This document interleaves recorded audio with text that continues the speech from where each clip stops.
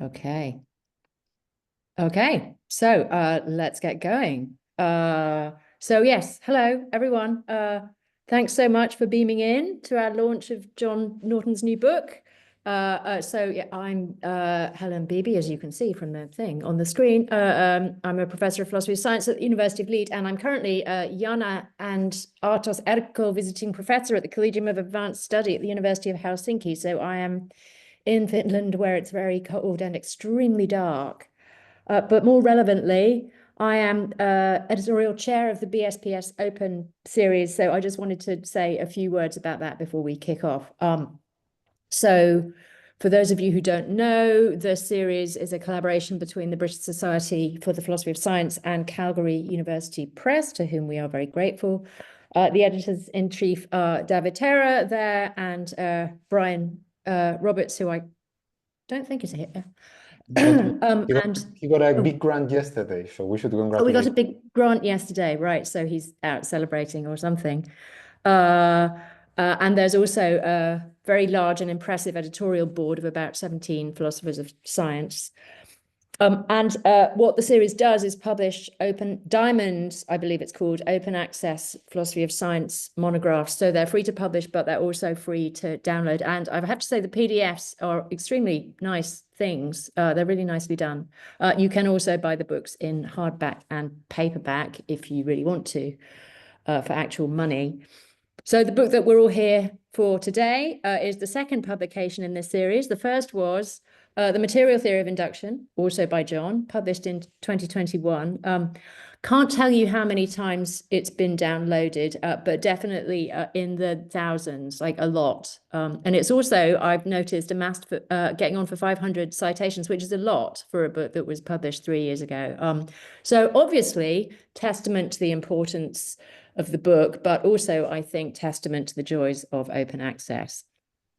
The next book in the series, scheduled for release next April, is Max Kissler's The Material Mind Reduction and Emergence. We are always on the lookout for high-quality proposals.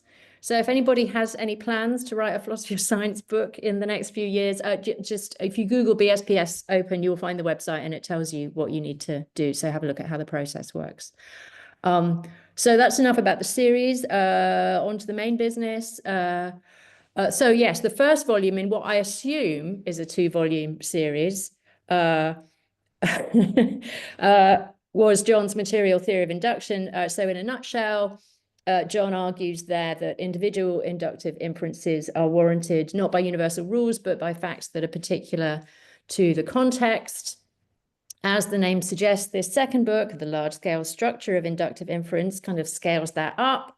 So it's not just looking at the individual inferences, but at how the relations of inductive support kind of like across a science as a whole, or indeed across science as a whole, form a kind of complex self-supporting inductive structure. So again, no universal rules. And Hume's problem of induction just kind of doesn't get going on this picture. So if you lie awake at night worrying about the problem of induction, and who doesn't, frankly, these two books together, you know, they're going to allow you to get a good night's sleep. That's not to say they're going to send you to sleep, but they will allow you to rest easy in your bed. Or maybe they won't. I guess that's a question that we might address in the next hour or so. So I'm delighted to welcome John Norton himself, Distinguished Professor at the University of Pittsburgh, and Job de Grefte, lecturer at the University of Groningen. That is my best Dutch accent, probably not very good. John's going to spend maybe 20 minutes or so telling us more about the book, and then Job is going to talk for 10 minutes or something, and then we'll open up the floor for discussion. So we'll have quite a lot of time, like a good hour and a bit, I think. This is an hour and a half, right, David, this session? Yeah, okay, so lots of time for discussion. So John, over to you. Okay, thank you. Thank you very much. I'm going to project some pages from the book on the screen. So let's see if that's become visible. If everything's done well, you should see the cover of the book now. Yep, we can. Okay, that's terrific. Well, the first thing I want to say is to express my gratitude to BSPS Open for taking on now both of these books. I'm very, very grateful that they've been willing to do that. And I want to urge more of philosophers of science to start using the BSP open imprint as a way of getting their work out. I want to encourage you to do it simply out of a matter of self-interest. The great virtue of open access is that you reach so many more people. There are no paywalls that have to be navigated in order to get access to the material. People can just download the work and have access to it immediately. And it certainly benefited my book, and I would encourage more to think about doing the same thing. Okay, so let me tell you a bit about the new book. The new book is a sequel to the first book, The Material Theory of Induction. That first book was rather narrowly focused on making one single claim. And that single claim was this: inductive inferences are warranted by facts. These facts are peculiar to the particular domain in which the inductive inference is carried out. And those facts have to be, as the name suggests, truths for the inductive inferences to be licit. I suppressed all other thoughts because I wanted just that one fact to come out. And that made the book, in some ways, rather easy to write. Now, there are more issues. And the obvious issue that comes up then is, what is the status of these background facts? Well, in order for us to carry out inductive inferences securely, we need to have access to those background facts so that we can affirm that the inductive inferences that we're carrying out are indeed properly warranted. But how do we get access to those background facts? How do we know that they are indeed facts in the particular domain? Well, there's only one way that we can do it, certainly only one way if you're an empiricist like me, and that is you have to have further inductive inferences that will then support the background warranting facts. And so you can see how this is going to trigger an interesting issue. Then there will be further warranting facts for the inductive inferences that support those background facts. And then there will be still further inductive inferences that will support the background facts that are supporting the warranting inferences for the other background facts. And you have some kind of an explosion of interrelated inductive inferences. So the large-scale structure of inductive inference, this particular book, is devoted to asking the question of, to answering the question of how is it that all of these different inductive inferences are going to fit together. The answer comes in the form of a delineation of a large-scale structure. So let me scroll down here to the table of contents, give you a sense of what the book looks like. There's first an introductory chapter here, which simply gives a brief review of the material theory of induction, a reminder for people who perhaps haven't looked at the first book, or what, some sort of a summary of what they would have seen in that first book. And then the book overall is divided into two parts. Part one consists of general claims and arguments, and then part two consists of historical case studies that connect up with the general claims and arguments. Now, I need to emphasize here that this is a work in history and philosophy of science. I regard myself as a historian and philosopher of science. For me to do history and philosophy of science means that my philosophy and my history are entangled in all sorts of interesting and mutually supporting ways. Of course, one of the things that we always worry about when we engage in this sort of history and philosophy of science is whether our methods are cogent. In particular, if I'm going to be displaying lots of historical case studies, am I committing a kind of simple fallacy where I cook up a few case studies, notice what their properties are, and then proclaim that this is the generality of all matters? That is a mistake that I've been at some pains to avoid. And you can see that in the general structure of the book. The general claims and arguments that are laid out in part one are self-contained philosophical arguments. The claims are well stated, as one would require in any kind of philosophical analysis. And there are self-contained arguments that then establish as well as I can what the general claims are. The history enters in the following two ways.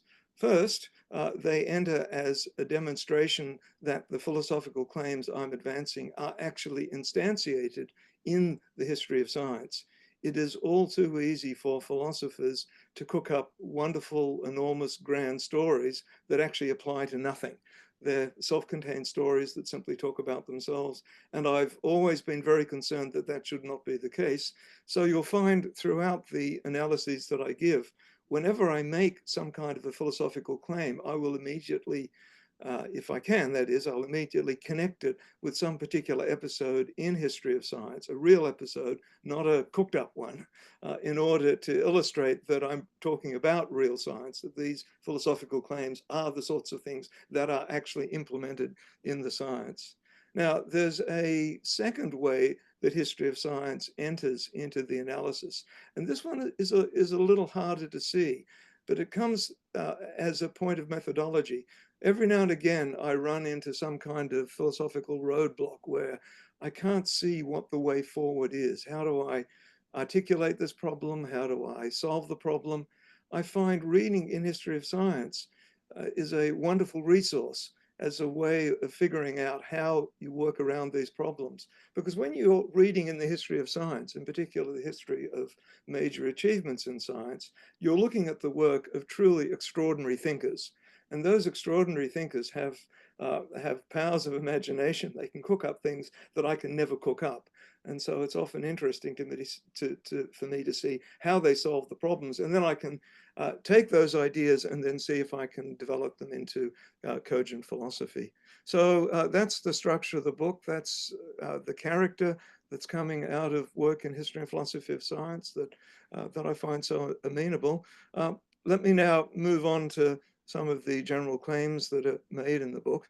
So I'll scroll down. They are laid out in chapter 2. There are 4 claims that are governing the book. Perhaps I'll make that just a little bigger. So the 4 claims are listed there with a little bit of highlighting on the numbers so you can see them. The first major claim is that relations of inductive support are non-hierarchical. When I started talking about the motivation for the book, I talked about inductive inference that's warranted by a fact, and that inductive inference and that warranting fact is in turn supported by further inductive inferences. And the picture that naturally comes to mind is that we are triggering some kind of a regress that is going to ascend the heights of ever more general warranting facts. And well, that would be a bad thing because that sort of a regress is not going to end well. We are going to be calling upon ever more general warranting facts that will be successively harder to support.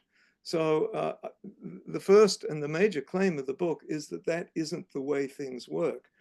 Relations of support have a non-hierarchical structure. That is, when you're looking at the way that the relations of support interrelate, you'll find them crossing over in all sorts of complicated and convoluted ways. The simplest way they cross over is that you might find inductive relations in one area drawing on material facts in a second area, and then you might find the inductive inferences that support the facts in that second area drawing on warranting facts in the first area.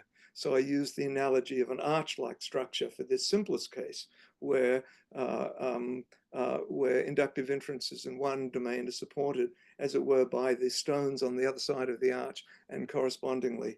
I don't have time to go through long examples here, but I'll just give you one that I think is very easy to understand. The methods of carbon dating have revolutionized our understanding of the age of archaeological artifacts. There are, in fact, 2 methods of archaeological dating that are routinely used. The first are the old-fashioned historical methods, where you might look at genealogies of pharaohs or other historical records to figure out exactly what is the dating of this particular historical artifact. Then the second, of course, is the measurement of the amount of carbon-14 that's trapped in a particular historical artifact, and then knowing that the half-life of carbon-14 is something like 57,000 years, you can get a date for them. Now, these two domains are mutually reinforcing in that kind of arch-like structure. So the first problem that comes up is that to do the carbon dating reliably, you need to know what the initial concentrations of carbon-14 were in the atmosphere, and they have varied. And in order to discern them, you can use the historically dated artifacts as a way of calibrating the carbon dating. So there you're drawing on facts in the historically dated artifact domain in order to make inferences within the carbon dating domain. But then, of course, you can do the reverse. You can then start to check whether the historical dating has been done correctly by using the carbon dating methods. Something like that is done, for example, famously with the Shroud of Turin. Okay, so that's the first major claim. The second major claim addresses the question of how inductive inference can ever get started. If you know nothing general to begin with, how can you do the first inductive inference that'll take you to a conclusion of some generality? Right? Well, it would seem, if you already need to know very general facts, that you can never actually get started. Now, once again, small dipping into the history of science, you see very quickly that this is a problem that's easily solved. What you do is you make a hypothesis for the fact that you need to get things started. One of the extended examples I used was in the history of chemistry in the 19th century. Avogadro's hypothesis was introduced with that name, hypothesis, at the beginning of the 19th century as a means of securing sufficient facts that would enable you to start to make very general inferences. And so this is the way that these non-hierarchical structures are built. In the arch analogy, I think of a hypothesis as a statement that has been held up by temporary wooden scaffolding. And then you place all the other stones, and then you can remove the scaffolding. In the practice of science, what this means is the following. When you posit a hypothesis in order to get your inductive enterprise started, you have taken on an inductive debt, and that inductive debt has to be discharged by further inductive inferences. You have to come back and eventually, in the course of your inductive explorations, show that there is independent evidence for the hypothesis.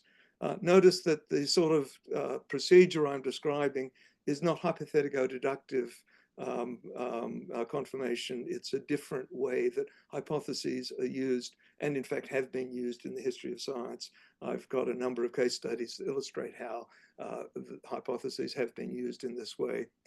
Then the two remaining claims are a little less important. While working through the history, I found a rather interesting artifact. It turns out that when you have these relations of mutual support, that the relations can each individually be deductive, but when you put them all together, you can have a structure that is actually an inductive totality. The details of that are perhaps too fussy to go into here, but I've got some examples from Newton's work in his Principia to show how that works. And then finally, the assertion that I make is that there are indeed self-supporting inductive structures. So the idea is when you have a sufficiently rich body of empirical evidence, that can be enough to fully support an inductive structure such as a mature science. You don't need anything more.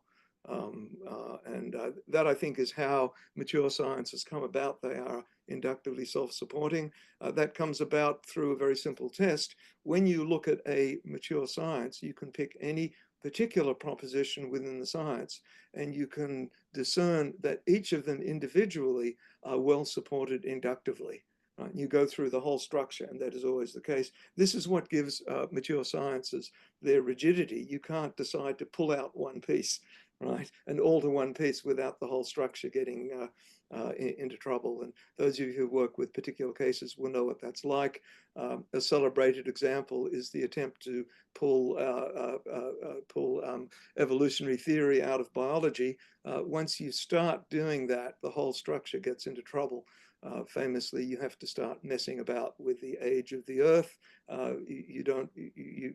People who are challenging evolutionary theory don't want an Earth that is millions of years old, so they start challenging the methods that are used to date an ancient Earth, and then eventually they start to challenge the physics of cosmology itself. Okay, so those are the general claims, and that's roughly how I've tried to articulate them. Let me now move on to the further chapters that explore philosophical issues. One of the things that comes up almost immediately when you start looking at these non-hierarchical relations of support is that you will have circularities.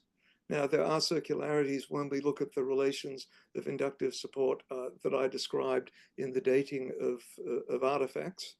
The initial reaction of any philosopher when there's a circularity is one of great horror, saying, oh dear, there's a circularity, it's all bets are off, you've got a fatally flawed system.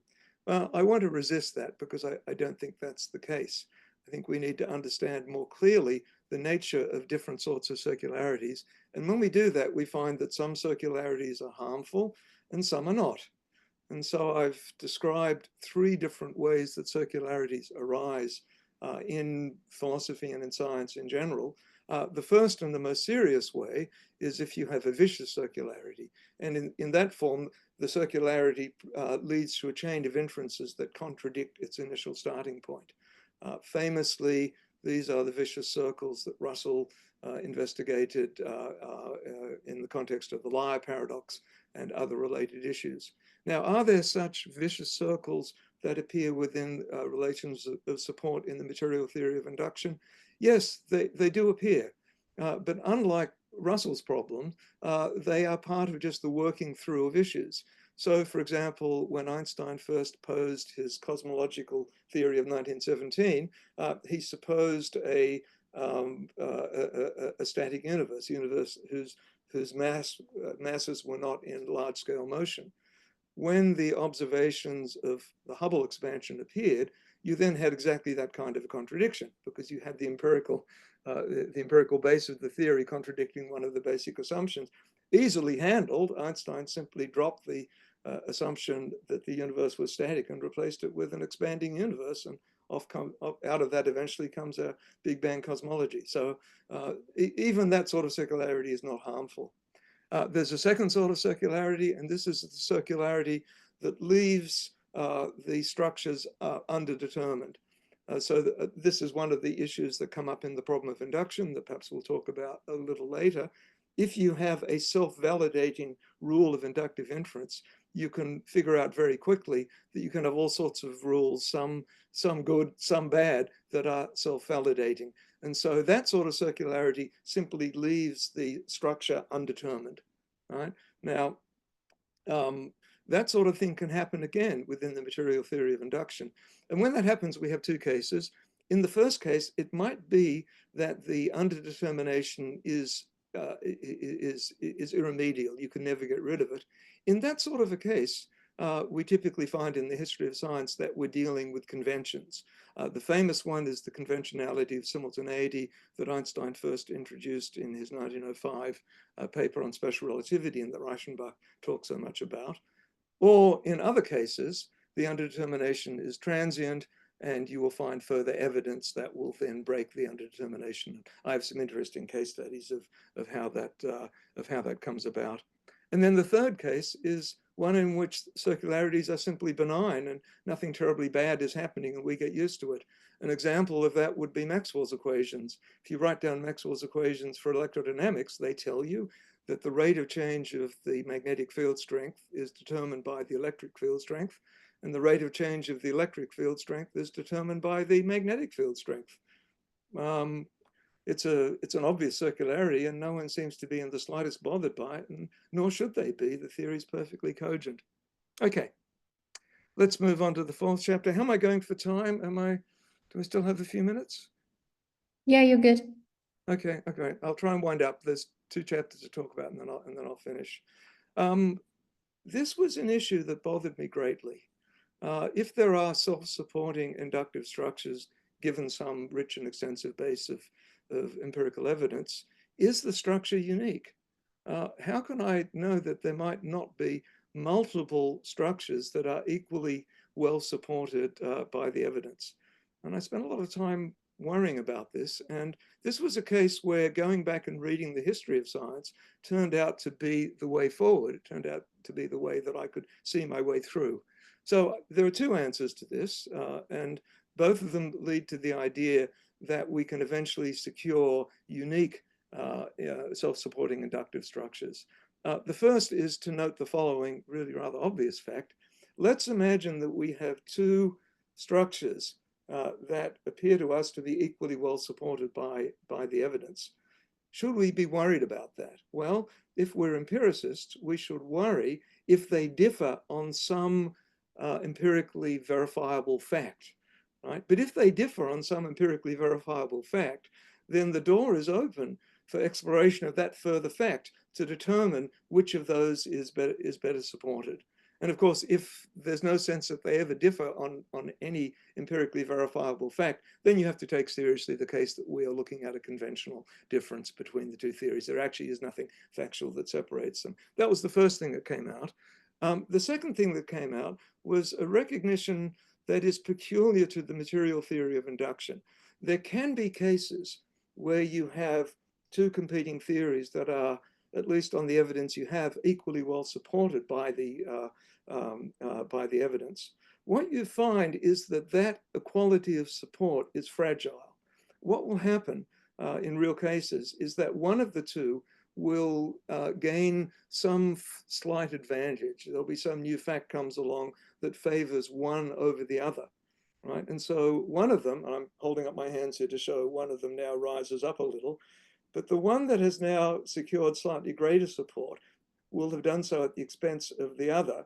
And now having greater support, it now has at its beck and call a greater repertoire of facts. And that then enhances its inductive reach. That's the key idea behind the material theory of induction. And so the result is an instability in the competition, such that one will eventually take over and exclude the other. I've got a number of case studies of that. The one that I've enjoyed most was an exploration into dowsing. Dowsing first popped up in the 16th century as a serious proposal by miners in the Harz Mountains of Germany. And there was a real question as to whether these methods were scientifically viable or not. But then over the successive centuries, the critics of dowsing were able to ascend and really eliminate any kind of scientific validity for dowsing. Now, finally, I come to the thing that has drawn the most attention, even though the first book, Material Theory of Induction, very purposely, as I said in the epilogue, said nothing about the problem of induction. People could not resist talking about it. So here now is my response to it. You'll understand that the entire book is in fact set up in order to enable me just to make the particular arguments that I'm going to make here. Now, the first step in understanding this is to see what the problem of induction is. My claim is that the problem of induction is dissolved by the material theory of induction, so we need to be able to say what the problem is. Now, I say the problem resides, as I've highlighted here, in a short and sharp demonstration that inductive inference cannot be justified. The traditional form of that is to adopt some rule or principle of inductive inference. It might be that the future will resemble the past in certain aspects, right? And then we ask, how do we know that that rule is correct? You want to say, well, our past experience validates the rule. Hume famously pointed out that that is a circularity. What you have here is, in effect, a self-validating rule. And when you start playing around with these self-validating rules, you find very quickly that you can have all sorts of crazy rules validated by them. So this is an example of a circularity that produces an underdetermination. There is a second version of this. This is Popper's version, which is of a regress. You have some rule of universal rule of inductive inference that supports the first tier of inductive inference, and then you need a second principle of inductive inference or rule of inductive inference that's used to support the first, and then a third that supports the second, and so on up. And very rapidly you produce a completely fanciful a hierarchy. Okay, so how is the problem dissolved? Well, the main thing to see is you can't set up the problem anymore, because there are no universal rules of inductive inference. The key thing about this formulation of the problem is that first step is identify, right? Identify a universal principle of inductive inference or universal principle of inductive logic. But if you don't have them, right? If you don't have them, then you actually can't set up the problem. So it's dissolved. I'll pause there because anyone who's not seen the work on this is now going through the standard response that everyone has. It's the yes, but isn't this like the monster in the monster movie? You think you've killed it, but it always comes back in some new guise, in some new form. Well, yes, that's exactly what happens. Right? People say, oh, but isn't there some kind of residual problem that just looks like the problem of induction that lives within the material theory of induction? Well, maybe there is, but what is it? Right. So this has been something that's been talked about in the literature for at least 10 years. There was a PSA symposium in 2008 where this first came up. And so a lot of us have been working on this and thinking about it. And there are three ways that there have been attempts to recreate the problem within the material theory of induction. And I'll mention them briefly, and you'll see that in fact I've already answered them. That's been all the work that I've done in the earlier chapters. The first was what I'm calling regress end. Once you start asking how do we inductively support a warranting fact, right? You then go to more inductive inferences and more inductive inferences and more inductive inferences. Is there some kind of an infinite regress there that cannot terminate? Well, I've already answered that. No, there isn't, because of the highly non-hierarchical structure of inductive inference within actual sciences. So you actually don't get that sort of a regress. I'll jump down to the third case. Well, okay, you don't get that sort of a regress, but you get circularities, and aren't circularities just another version of the problem of induction? Well, that's why I've picked apart the different sorts of circularities. No, the sort of circularity that comes up in the material theory of induction is a kind of business as usual circularity. Right? It might lead you to further inductive investigations, or it might be entirely benign. And like the Maxwell equations, they're circular, but there's nothing really wrong with that. And then finally, there's a concern as to how you could ever get the inductive inferences started. The idea was maybe a truth has to fall down from the heavens that would somehow get things started. But of course, we're not so fortunate to have truths raining down on us from the heavens. Well, I've answered that one by an investigation of the use of hypotheses in scientific theories. So there it is. That's a synopsis of the book. I hope that wasn't too quick or too superficial to give you an idea of what it's about. I'll turn off the sharing. That's great. Thank you so much, John. That was extremely clear and succinct. So, Job, you've got slides as well, right? Yeah, sure. Let me just share my screen. I think it should be this one. Here we go.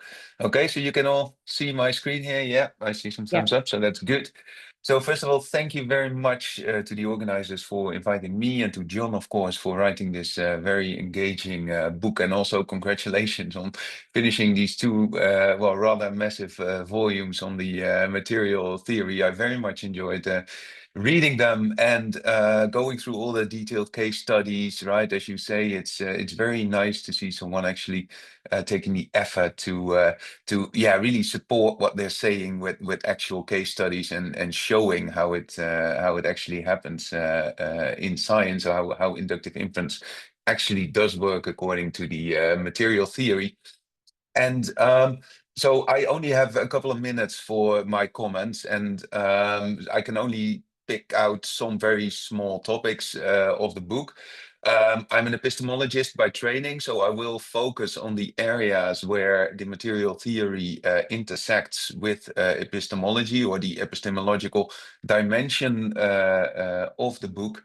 Hopefully we can talk about all the other interesting stuff that's in there during the Q&A with other people, right?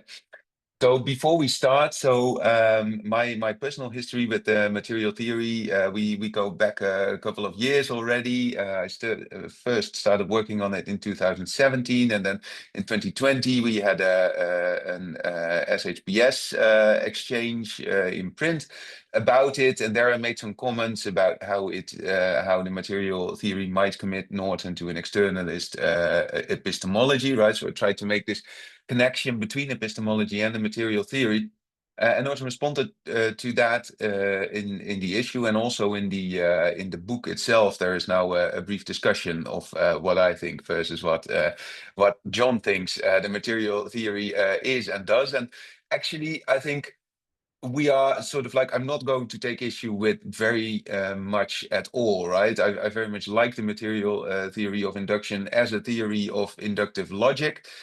What I am going to focus on a little bit is two particular claims, I think, that where we might have a different vision on what the material theory is and what it does, right? So first, the problem of induction. It's very nice that you ended with that, John, because I do think that this is one of the big things, or the big claims, right? One of the things that most people have taken issue with is the claim that you dissolve the problem of induction, right?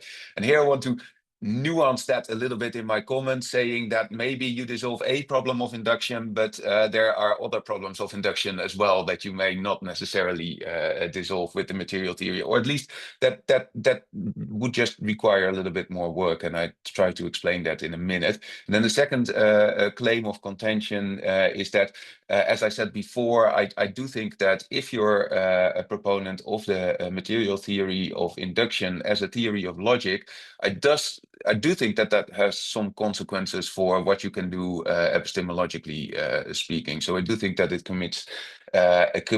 would commit one to an externalist epistemology. So that's the two claims that I'm going to focus on in the minutes that I have left here. So first, the problems of induction, right? I think there's different ways you can cast what the problem of induction is. In your chapter, you go through very much detail and the whole historical development of the problem, and that was actually very insightful for me. And me not being an historian of science, I learned a lot from that as well. I think we can distinguish a couple of different problems of induction, right? There's the logical problem of trying to explain the validity of inductive inference. So here we're talking just about the relation between propositions and which propositions support which other propositions inductively. So that's a logical problem. But I also think there's a separate epistemological problem where we are trying to explain not just the relation between different propositions, but the relation between beliefs that scientists may have, but that also ordinary people may have. And here we are not necessarily talking about the validity of that argument, but about the justification of our beliefs. So why are we allowed to use these kinds of arguments, and what kind of justified belief does that result in? Does it result in justified belief? I do think, and that's what I'll explain in the next slide, that these are two distinct questions, right? So there's a logical problem explaining the validity of inductive inference conceived of a relation between proposition, and separately an epistemological problem explaining the justification that we get for our inductive generalizations. And then there's a third problem that you might distinguish, the psychological problem, if you will, like how do people actually make inductive inferences, and how does that psychological mechanism work? And I think we can sort of set that aside here. That's not what interests us the most as philosophers, but it's I do think that at some point in the book you mentioned that. So I just wanted to make sure that you know that I'm aware of that, right? But for the rest, I'll leave that aside. So is there any one of these problems, right, which is the primary problem of induction, which is the one that we should focus on? Again, in earlier work, I claimed that the epistemological problem is perhaps the primary one. For now, I'd like to retreat a little bit and say that, okay, it's fine if we can... and I won't stand my ground there, right? I want to retreat a little bit to just the claim that there is at least an interesting separate epistemological problem of induction. Whereas you seem to think that it's the logical one that is the primary one, right? In the chapter on the problem of induction, I think you make that pretty clear. So let me try to argue why I think there's at least a separate epistemological problem. And here I'm not disputing the fact that there is a logical problem, and I'm also not disputing the fact that you dissolve that logical problem, right? But I do think that even if we go along with the material theory and accept everything that it says about how inductive arguments, how they can be valid, right? How they are warranted, if we talk about warrant in the logical sense of the word, then still there's a separate problem of explaining the justification of inductive belief, because explaining validity is just not the same thing as explaining justification. Take the toy example in the deductive case, where I know A and I know that A entails B, but now I come to believe B just on the basis of a hunch or a superstition or some wishful thinking.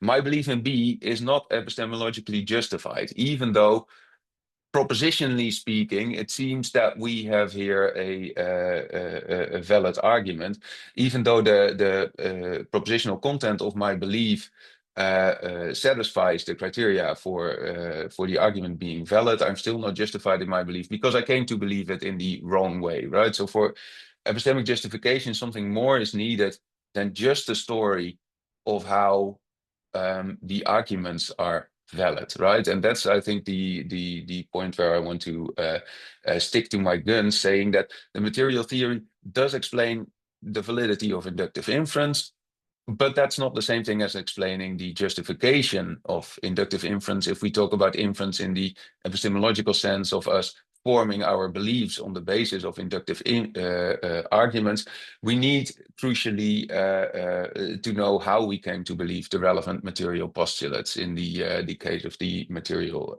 theory. And I think this falls outside of the scope of the material theory and is part of an epistemology of science or a scientific methodology, more general, explaining what are good ways of coming to believe the material postulates that then, once we have formed our beliefs in those material postulates in the right way, can justify our scientific beliefs in the generalizations of inductive inference. So it's the claim that even if the problem of induction cannot be set up for the logical in the logical problem, even if there's no universal rules of inductive inference, and we have a good story, which I think you provide, on how material postulates function in inductive inference and how they can warrant the arguments, the inductive arguments. I still think something else is missing. We still need to know, in order to dissolve the epistemological problem of induction, right? So in order to say that, okay, now we can also be sure that we're epistemologically justified in our beliefs in these general inductive generalizations, we need to do a little bit of scientific methodology or of epistemology. So that's very briefly why I or the way in which I defend this first claim of mine, that there's a separate problem of induction that is not necessarily dissolved by the material theory.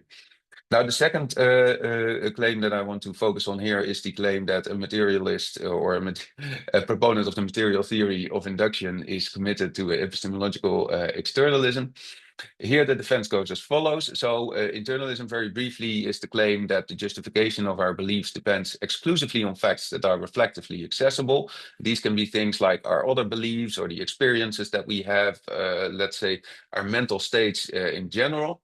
And then externalism is the denial of that claim, that the justification of our beliefs depends partly on facts that are not reflectively accessible. So not part of our part of our mental states, part of our belief system. So facts about the external world, for example, or the reliability of our belief forming methods, as one prominent externalist theory would have it. They matter for the justification of our beliefs. Now, the material theory is a theory of logic, right? So it says, it explains the validity of our inductive inferences. It does not, in that sense, directly speak to the justification of our inductive beliefs. So we must also have a story of how we, what counts as a proper belief forming method. But let us assume here that the arguments being valid is really a necessary component of our beliefs in inductive generalizations being epistemically justified. If that is so, if validity is indeed required for justification of our beliefs in the conclusions of those arguments, and if the material theory does invoke extra mental facts to explain validity, which I think it does, then you are, I think, committed to some form of epistemological externalism, where the justification of our beliefs in those generalizations will not just depend on facts that are reflectively accessible to us, but will also depend partly on the world, on the actual material facts of the world. And that is why I think you are committed to an externalist epistemology. You disagree in your book, right? You say that, no, I think as far as I can see, internalists can employ the material theory of induction simply by being aware of the material facts authorizing the inductive inferences behind their reasoning. I think you could do that, but this, I'm a bit unsure of how to interpret this. On the one hand, you could say, well, we are really talking about the external world being reflectively accessible here, right? So it would satisfy the criteria for internalist justification. But then you'd really have to tell a story of how the external world can be reflectively accessible, how the material postulates, the facts themselves, are the things that are reflectively accessible here. And it's not the kind of fact that internalists usually would allow, right? So usually the facts about the external world are not conceived to be reflectively accessible. And I don't know, I think maybe some idealists would hold that we have this kind of reflective access to the external world, but I do think that's a minority position in the field of epistemology. On the other hand, you could say, no, I'm actually, when I say material postulates or the material facts that justify our inductive inferences, what I mean is not the facts themselves, but these mental states which are reflectively accessible, namely our beliefs about those facts. But I think that's not what you think warrants our inductive arguments, right? It's the world, which is a specific way, the facts that do the warranting. It's because chemical elements have a particular structure that are that the argument from some samples of bismuth melt at this melting point to all samples of bismuth melt at that melting point, that is warrant. It's not just the fact that we believe these things about these chemical elements. You say things like background facts can only warrant an inductive inference if they are true, right? So it's not our beliefs about those facts, it's the facts themselves which do the warranting. And because, yeah, that is the thing that does the warranting, it will, I think, commit you to some form of externalism, because it will mean that the world matters for whether our inductive inferences are valid. And if we indeed think that validity is required for justification, then whether we are justified also depends partly on the external world. So those are the two claims that I wanted to briefly defend here, right? So first, there is an interesting epistemological problem of induction that is not necessarily dissolved by the material theory of induction. And second, if inductive justification requires inductive validity, then a proponent of the material theory of validity, right, is committed to an epistemological externalism. Now, closing, this does not detract at all, I think, from the value of the detailed picture of inductive logic that you provide. Again, I read your book with great pleasure, and I agree with almost all of it, except the fact, like, what does it commit you to epistemologically speaking? So I tried to bring that as clear as I could do it here and explain that to you. So I'm very curious to see what you think of these comments. So thank you. Thank I'll you so stop much, sharing Georg. That again. was Yeah. great. Okay, so we have about 40 minutes. John, do you want to give any sort of like brief thoughts in response to that, or shall I just open the floor up? Completely up to you. If you don't mind, I'd like to. I don't have terribly much to say. If that's okay, I'll go ahead. First, I just I want to thank you for your interest. I'm not much of an epistemologist, and I've actually learned a lot from you.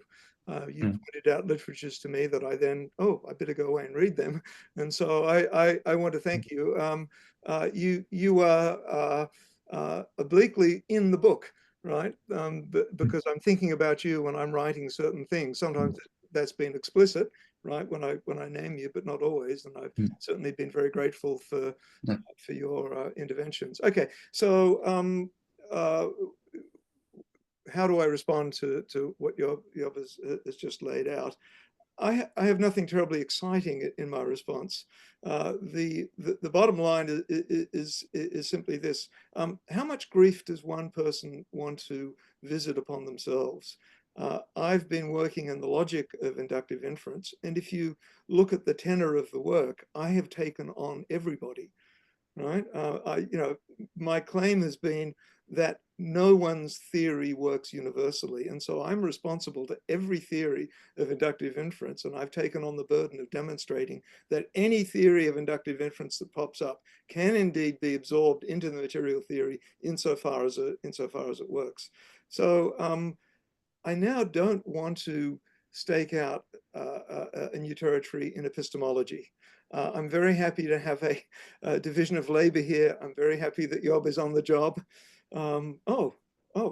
Completely unanticipated pun, but yeah, it's correct. I'm going to rely on you to handle the implications of the material theory within the realm of epistemology. And I'll explain a little bit more about why I want to have that division. First, I want to articulate how I see the division between what I'm doing and what's being done in epistemology. They can be, the difference can be best seen by looking at the relata that we deal with. For me, the basic relata are propositions. I'm interested in empirical evidence insofar as it can be expressed in a propositional form, such as it might appear in a journal article.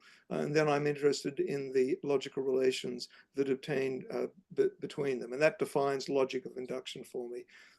Epistemology, the relata are belief states. Right? And the things that connect them are going to be inferential processes, habits of mind or activities of mind that take us from one to another. My concern is that I don't want to start getting too deeply into that, because I think there are very difficult problems that are quite different from the ones that I've been looking at. In particular, the very notion of a belief state itself strikes me as something that is difficult to connect reliably to what's going on in inductive logic. To give you a bit of a taste of that, remember, a belief state is an entire picture of the way you believe the world is. One might, for example, think that a probabilistic analysis is the one to go to, that we should just imagine that in our heads we have all these opinions and we have probabilities over all these opinions, and that is a belief state.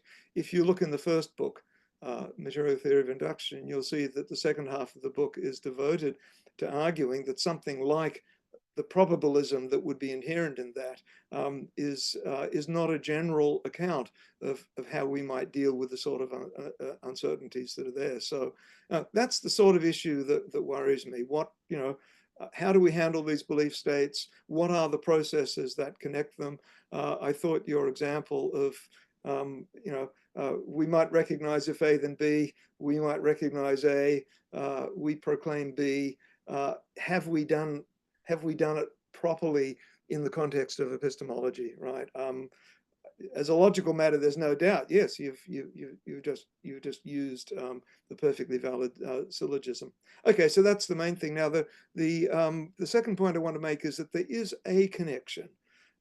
Hume was a very fertile writer. Obviously, I don't agree with everything, but he had a maxim that says, a wise man apportions his beliefs to the evidence. So I do think the material theory of induction has a connection to epistemology insofar as the question of whether this particular belief is well supported by that, right? And we'll want to use the notion of inductive logic to establish whether there is an appropriate relation of support between the beliefs. Then I think the material theory of induction does apply. But notice it is a very local thing. It just says, you know, is that belief inductively well supported by that belief on the background facts? It leaves open all the sorts of things that Job has been talking about, and indeed the general question of when you have beliefs that are well supported by one another, how they can be integrated together to form a large structure of belief. So hearing Job talk gives me great confidence for the future. I've written 2 books, they're long books. I'm tired, boy, that's a lot of work, but I have no sense that this is the end of it. I think this is a new way of thinking about inductive inference. It's very fertile in history of science. Part of my motivation for putting the books together is I was never satisfied with the existing literature in philosophy of science on inductive inference when I was trying just to understand evidential claims. Were Einstein, Darwin, and Newton well justified in the claims they made? And I was just unhappy with what I was finding in the literature. More to be done there, and I see through Job's work a great deal more to be done in the realm of epistemology. Job, take it away. Thanks very much, John. Okay, so the floor is open for questions. David is going to monitor the chat and I guess tell me if anybody has a question in there.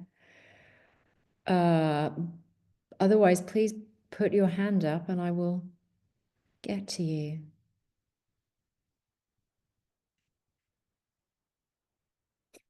Stony silence. This happens when Rob and I have been perfectly clear in everything we've said. We too wonder, what possible questions could there be? We were so clear. John, what's coming next? Because, I mean, I presume that after these 2 books, there is a program, I mean, about how the problem of induction should be addressed in the future. Oh, yeah.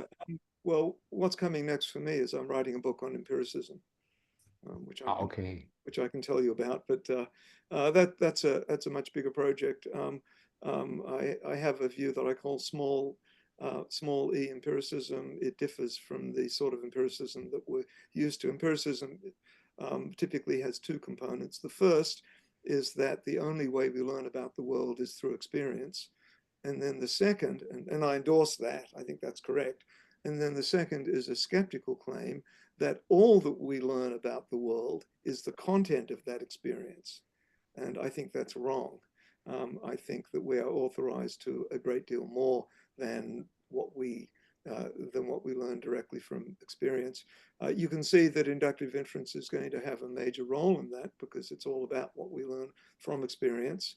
And also the material theory of induction itself is a kind of empiricist account, right? Because we do learn the rules of inductive inference on the basis of evidence. So there's a great deal more to be said because I think there are many other views that I have that are informed by that kind of empirical stance.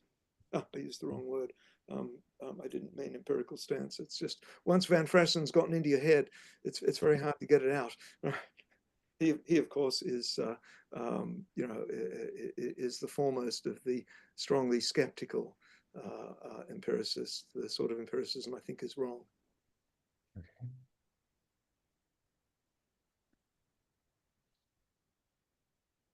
Question, is this a first for a philosophy thing that nobody has any questions? This seems really weird. Hello. Hello, Maribel here. Oh, I have some question, but I prefer to write the question in the chat. Maybe it's better for I could explain better in writing. It's possible that. okay. Yeah. Yeah, no, go ahead. Yeah. Okay, thank you.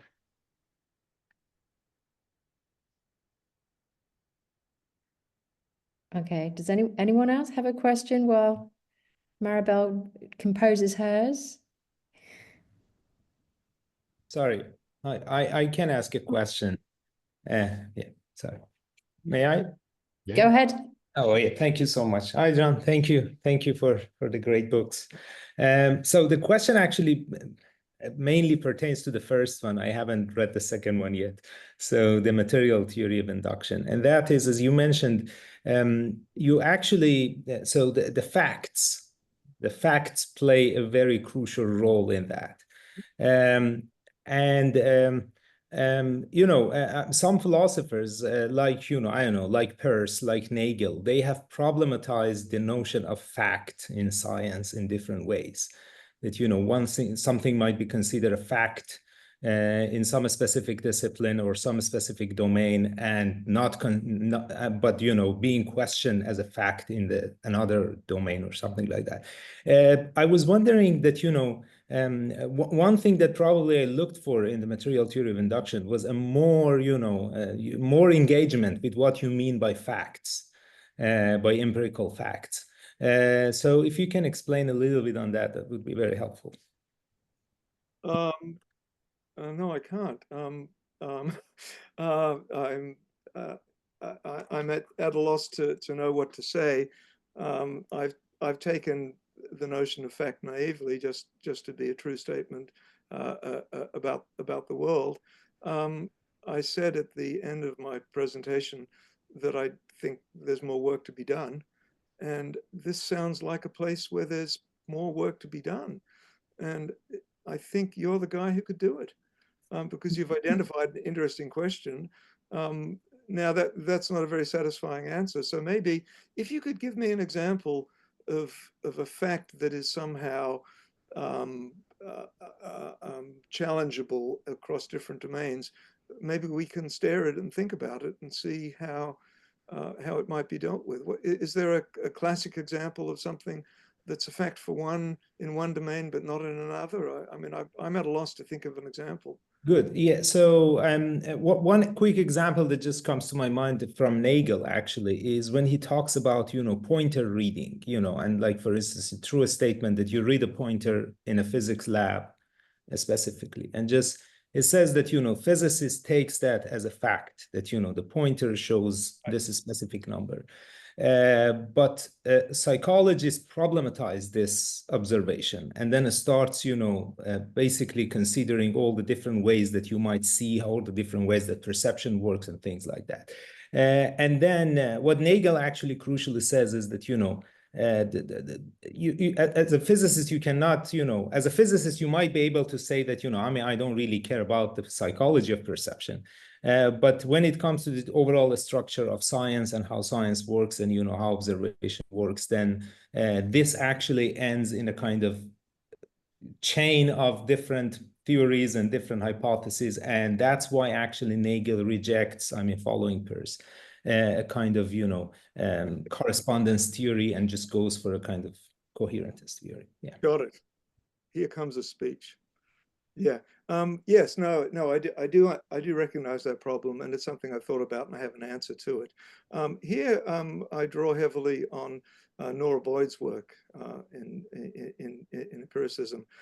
For the book I'm writing now, I don't have a notion of experience simplicity, because I don't think there really is such a thing as it appears in science itself. Rather, what we have is a relation of closer to experience and farther away from experience. And so at any particular point in a science, we can point to something that we regard as a fact in one domain, but is actually something that is hard won in another. So in cosmology, it's a routine fact that there is a 2.7 degree Kelvin cosmic background radiation, right? That's just a observable fact in modern cosmology, but it took 50 years of very delicate observation right, and measurement to actually get to that. So when you go back in, you know, you find there's a story there. This kind of winding back happens a lot. You talked about the psychology. There's a wonderful example in astronomy known as the observer equation. This was discovered, I can't remember the name of the famous astronomer in Germany in the late 19th century. I think it was found this. Different astronomers had to observe when a star would transit the zenith. That is the point at which the star would strike a hairline. And they discovered, and you would think that's a simple fact. What is the time that happens? You write it down.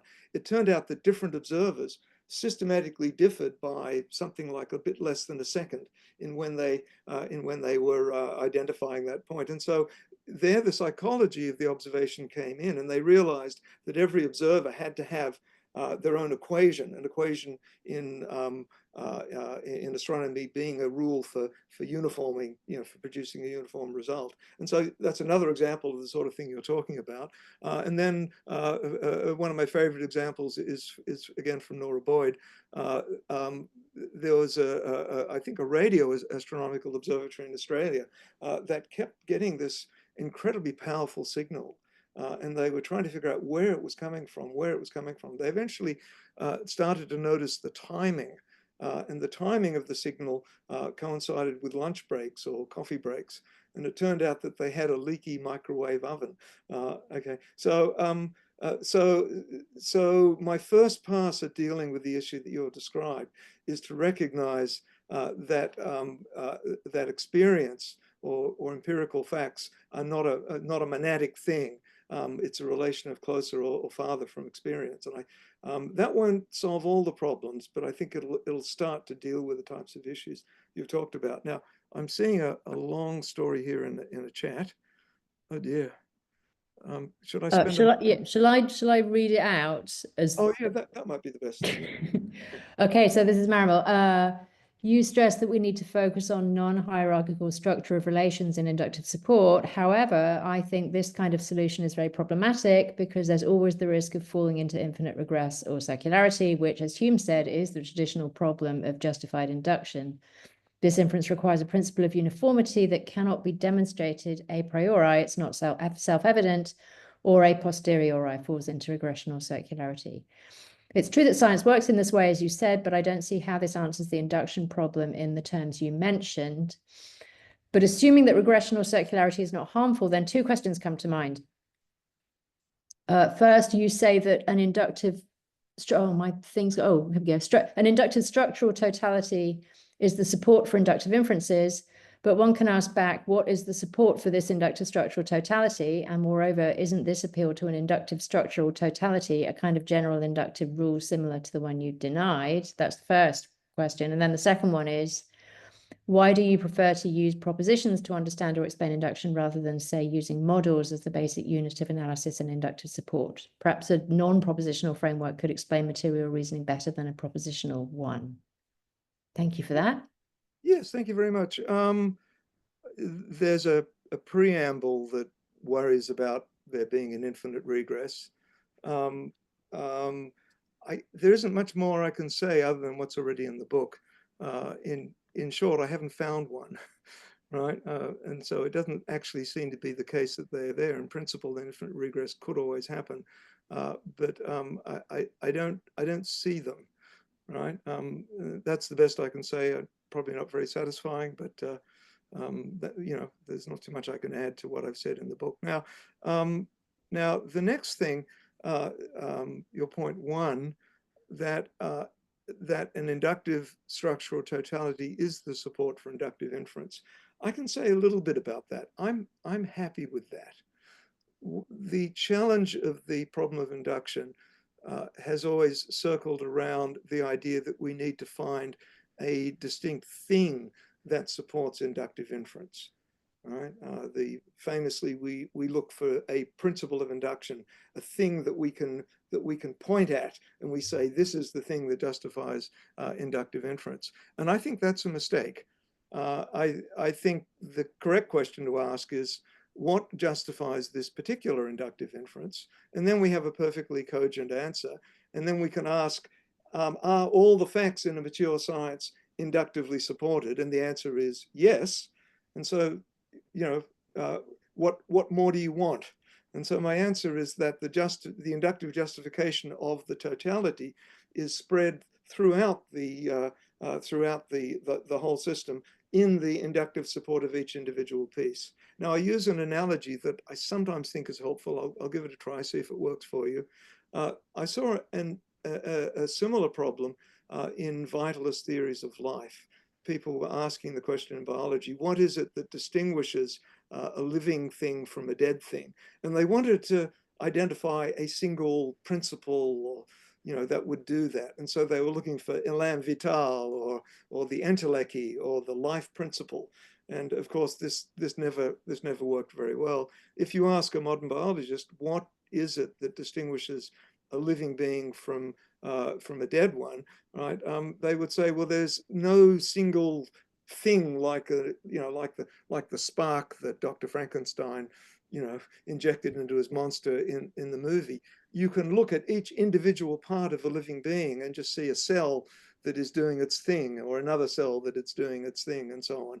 And if you take the totality of all of those local activities, then you have a living thing. But there's no local thing that you can point to. And that's how I see inductive inference. You have all of these local inductive inferences. And when you put the totality together, you have good inductive support, and it's just distributed. Why propositions rather than models? Well, again, if there's a better way of doing it using models, that's more work to be done, and perhaps you're the person to do it and give it a shot. The thing that worries me about it is that a model is too coarse-grained a structure, right? Models typically consist of a large set of propositions in my view. And so I think it might be hard to stay at the level of the model, right? You'll want to start asking, if I have a particular model of some system, which particular components are well supported. So I think, for example, of the models of the climate that are used in climate science, they're very complicated models, and they consist of many subcomponents. There are models that look at the radiative effect of the sun and how much the clouds are blocking the radiation and reflecting it back. And then there are going to be other models that will look at the humidity of the atmosphere and whether the humidity rises to a point where you will get precipitation. And all of these I would think of as propositional. So I think you would need to go in and look at the individual propositions in the model. But I don't want to discourage you from trying, because you never know until you give it a shot, and maybe there's something interesting that'll come out of it there. And we'll have another book, right? So we'll get a book from Job on material theory and epistemology and material theory and models. How lovely! Read the whole shelf. These books. Then we'll have conferences, which we argue with each other and shake our fists. Looks like a plan. We have a question from Robert.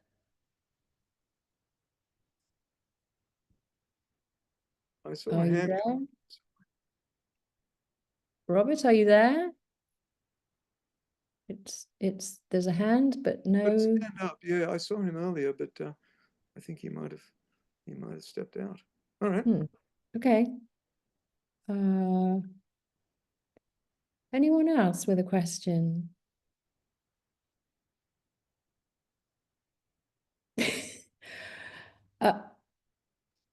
I don't know how long to leave this. If no one's got any questions, and Robert is still not answering the phone, which he is not, I suggest we draw things to a close.